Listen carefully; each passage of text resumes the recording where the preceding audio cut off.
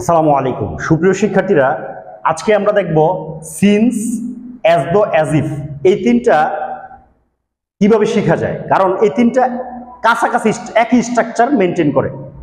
হ্যাঁ, আচ্ছা, অনেকের প্রশ্ন, সিন্স তো আমরা জানি যেহেতু, কিন্তু এইখানে পর থেকে অর্থ আসলো কেন? সিন্সের অর্থ তিনটা, সিন্স যেহেতু, আবার শুরু থেকে, যেমন it has been raining since morning, সকাল থেকে বৃষ্টি হইতেছে। আবার যেহেতু অর্থেও সিন্স ব্যবহৃত হয়, কিন্তু সেন্স যখন দুইটা ক্লজের মাঝে থাকে, দুইটা কথার মাঝে থাকে, তখন সিন্সের বাংলা হলো পর থেকে। আজকে আমাদের আলোচনা হলো মাঝে থাকলে কিরকম অর্থ আসবে। এই সিন্স এবং অ্যাজ দো, অ্যাজ ইফ এই দুইটা স্ট্রাকচার একই কেন? কারণ এগুলো আমাদের অতীতে নিয়ে যায়। যদি বাক্যগুলো খেয়াল করি, ইট ইজ, এটা হয় লং টাইম, অনেক সময়, সিন্স পর থেকে, কিসের পর থেকে? আমাদের শেষবারের মতো সাক্ষাতের পর থেকে। তাহলে উই মিটের দ্বিতীয়রূপ কি? ম্যাট, কারণ আমরা যে তৃতীয়রূপও ম্যাট, মিট, ম্যাট, ম্যাট, তো দ্বিতীয়রূপ হবে, কারণ ম্যাট লাস্ট, শেষবারের মতো সাক্ষাতের পর থেকে। তো এইখানে যখন প্রথম রূপ ছিল, তখন এখানে আমরা দ্বিতীয় রূপ দিচ্ছি, লাস্ট শব্দটা ইউজ করছি। হ্যাঁ, যে আমাদের শেষবারের মতো সাক্ষাতের পর থেকে। কিন্তু এখানে যদি ইজের জায়গায় ওয়াজ হয়, মানে এখানে দ্বিতীয় রূপ হয়, তাহলে না এইখানে আরো অতীত হবে, তখন হবে হ্যাড প্লাস ভার্বের তৃতীয় রূপ। বর্তমান থেকে অতীত, অতীত থেকে আরো অতীত, এই স্ট্রাকচার মেনটেন করে। প্রথম রূপ দ্বিতীয় রূপ, দ্বিতীয় রূপ থাকলে হ্যাড প্লাস তৃতীয় রূপ। অনেকের প্রশ্ন যে প্রথম রূপ থাকলে স্যার দ্বিতীয় রূপ, দ্বিতীয় রূপ থাকলে আবার প্রথম রূপে আসে কেন? কারণ বর্তমান থেকে আমরা অতীতে যাই, আর অতীত থেকে আরো অতীতে যাই। একবার অতীতে চলে গেলে আর বর্তমানে ফিরা আসা যায় না।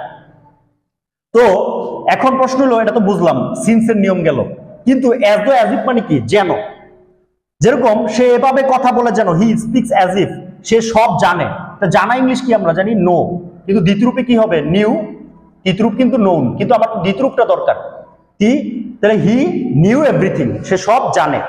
এখন এইখানে স্পিকের জায়গায় যখন স্পোক আসে, কারণ আমরা জানি স্পিক হলো প্রথম রূপ, স্পোক দ্বিতীয় রূপ, স্পোকেন তৃতীয় রূপ, এই রূপগুলো আমাদের ভালোভাবে জানা উচিত।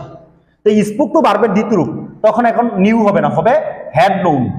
কারণ আমরা জানি প্রথম রূপ থাকলে দ্বিতীয় রূপ হয়, দ্বিতীয় রূপ থাকলে হ্যাড প্লাস তৃতীয় রূপ হয়। এখন প্রশ্ন কেন হয়? কারণ সে এভাবে কথা বলে যেন, সে সব জানে। জানে কি? আরো আগে থেকে জানে। তাহলে বর্তমানে কথা বলতেছে, কিন্তু জানে আগে থেকে। তাহলে বর্তমান হইলে অতীত, অতীত হইলে আরো অতীত। আরেকটা বাক্য খেয়াল করা যায়, যাক হি বিহেভস অ্যাজ দো, সে এভাবে আচরণ করে যেন। As if R as though কিন্তু একই জিনিস। সে এভাবে আচরণ করে যেন সে একজন নেতা। তাহলে আমরা অতীতে হি ওয়াজ এ লিডার বলতাম না, আমরা এই জায়গায় ওয়াজ বলবো না, ওয়ার বলবো। আমরা জানি কয়েকটা জায়গায় ওয়াজ বলা নিষেধ, এর মধ্যে একটা জায়গা হলো অ্যাজ দো, অ্যাজ ইফ। যেমন আমরা ইফের সাথে কিন্তু ওয়াজ বলি না। If I were a king, বা I wish I were a king, তাহলে if I wish as though, as if, এই জায়গায় ওয়াজের জায়গায় ওয়ার হবে। আমরা কিন্তু নো এর জায়গায় ওয়ার বসাই নাই, নো এর জায়গায় ভার্বের দ্বিতীয় রূপ নিউ বসাইছি। কিন্তু যেখানে আমরা দ্বিতীয় রূপ হিসেবে ওয়াজ আনতাম, ওইখানে ওয়াজ নাই না, আমরা কি আনবো? ওয়ার আনবো। এই চারটা জায়গায়। If I wish as though, as if. যেমন হি বিহেভস অ্যাজ দো, সে এভাবে আচরণ করে যেন সে একজন নেতা, তাহলে হি ওয়ার এ লিডার। আমরা ওয়াজের জায়গায় ওয়ার আনছি কিন্তু। তো হি বিহেভড, বিহেভ যখন প্রথম রূপ, বিহেভ তো দ্বিতীয় রূপ, দ্বিতীয় রূপ হইলে কিন্তু হ্যাড প্লাস ভার্বের তৃতীয় রূপ। তাহলে হি ওয়ার এ লিডারের জায়গায় কি হবে? He had been a leader. তো অনেকে মনে করে অ্যাজ দো, অ্যাজ ইফ থাকলে বি ভার্বের জায়গায় ওয়ার বসাই দেবো না। যখন এই সাইডে প্রথম রূপ থাকবে, তখন এই সাইডে ওয়ার বসাবো। কিন্তু এই সাইডে দ্বিতীয় রূপ থাকলে এই সাইডে হ্যাড বিন, কারণ আমরা জানি হ্যাভ এস, হেড এর পরে ভার্বের তৃতীয় রূপ হয়, আর বি ভার্বের তৃতীয় রূপ কি? বিন। যেমন এই ওয়ারটা এখানে কি হয়ে গেছে? বিন হয়ে গেছে। তো এই ছিল আজকের since, as though, as if সম্পর্কিত আলোচনা। সবার জন্য শুভকামনা। Thanks for watching.